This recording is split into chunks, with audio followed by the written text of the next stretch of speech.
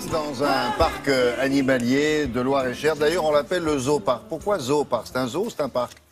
C'est un zoo, mais un zoo qui correspond aujourd'hui à la vraie raison d'être des parcs zoologiques, c'est-à-dire non seulement montrer des animaux au public, mais aussi préserver des espèces menacées. Et là, c'est le cas. Exactement. C'est ce qui nous amène aujourd'hui au zooparc de Beauval, donc à Saint-Aignan dans le Loir-et-Cher. Ils viennent d'accueillir 2 hippopotames, un mâle et une femelle, dans le cadre d'un programme européen d'élevage. En fait, les zoos sont organisés entre eux pour faire en sorte que les espèces menacées puissent être harmonieusement dispatchées entre les différents parcs zoologiques pour se reproduire sans problème de consanguinité, pour qu'on puisse préserver les espèces. Et ce qu'il y a d'unique au parc de Beauval, c'est qu'ils ont créé une installation absolument incroyable et gigantesque pour accueillir ces 2 hippopotames. Sont les chevals des rivières, les chevaux. Les chevaux des rivières. Un cheval de chevaux.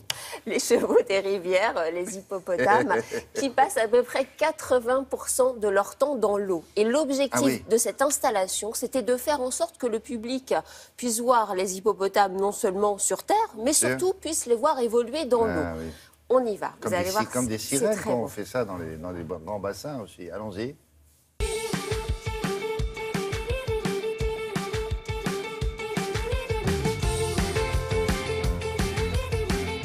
Ici, nous avons souhaité reconstituer un véritable biotope pour les hippopotames et surtout, nous avons souhaité mettre les visiteurs au plus près des hippopotames.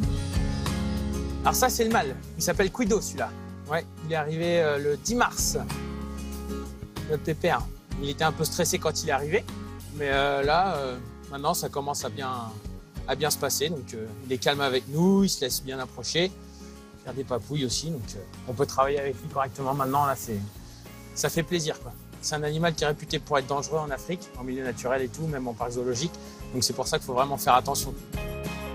Donc là, alors, vous voyez, là, on a toutes les structures métalliques en fait en forme de barreaux pour éviter qu'on soit en contact direct avec les animaux. Donc c'est important pour nous ça parce que ça nous permet d'être en sécurité.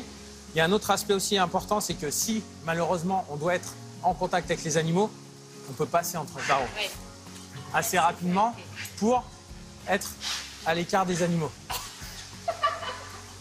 Et alors là, ils ont leur bassin pour la nuit, c'est top ça. Voilà, là c'est la piscine de nuit, on va dire.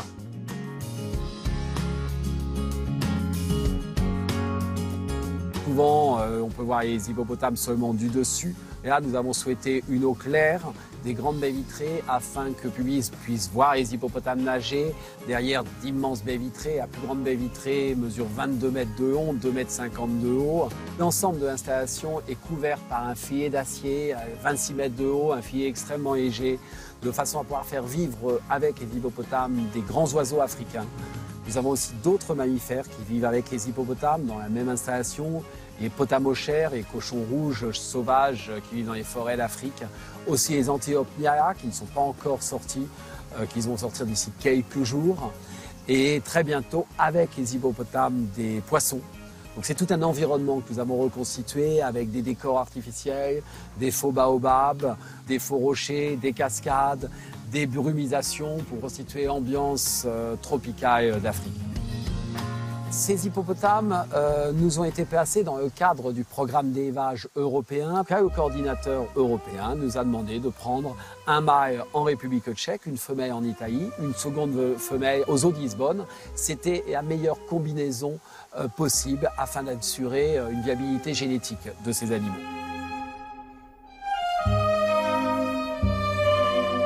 Mais c'est beaucoup plus gracieux qu'on l'imaginait. Sous l'eau, oui. Ouais, sous Même l'eau. sur Terre, finalement, ils sont capables de courir à 30 km/h. Quand on sait que le record pour un être humain, c'est 36 sur 100 mètres, eux, ils peuvent faire plusieurs centaines de mètres à 30 km/h. Et pourtant, ils pèsent. Pourtant, même quand on les voit, 3,5 tonnes le mâle. Hein. Ah oui, quand même. Un troisième hippopotame est prévu, c'est une femelle qui devrait arriver très prochainement, toujours dans le cadre de ce plan de reproduction. Et ça se passe à Beauval. C'est dans le Loir-et-Cher si vous passez par là. Exactement. Pendant les vacances qui arrivent, par exemple. Merci beaucoup. On passe à la météo avec Anaïs Baïdemir. Vous allez voir, nous sommes en avril. Non, nous sommes en mars.